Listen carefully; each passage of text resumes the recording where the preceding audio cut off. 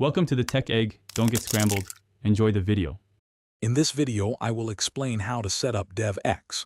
We'll cover the essential steps to create an outstanding developer experience, ensuring your team is productive and happy. A well-designed Devex strategy can significantly reduce friction, improve code quality, and accelerate project delivery. We'll explore how to identify pain points and implement effective solutions, making development a more enjoyable and efficient process for everyone involved.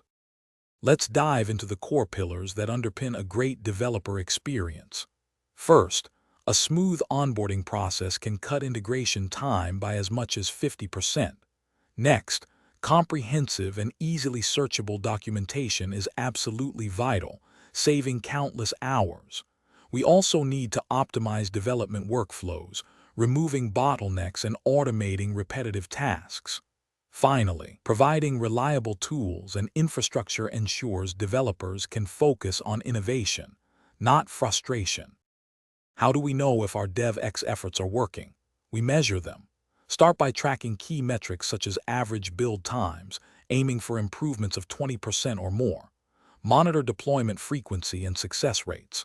Crucially, gather direct feedback through surveys and interviews. Understanding developer sentiment is invaluable.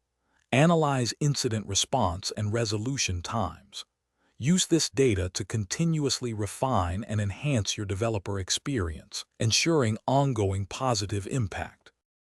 To truly excel in Devex, adopt these best practices.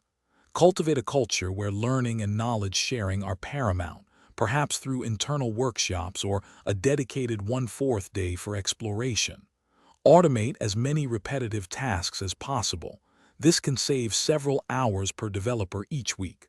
Prioritize well-being, ensuring a healthy work-life balance. Finally, stay open to new technologies that can further streamline and enrich the developer experience, keeping your team at the forefront. Thanks for watching. Consider subscribing if I helped unscramble your problems.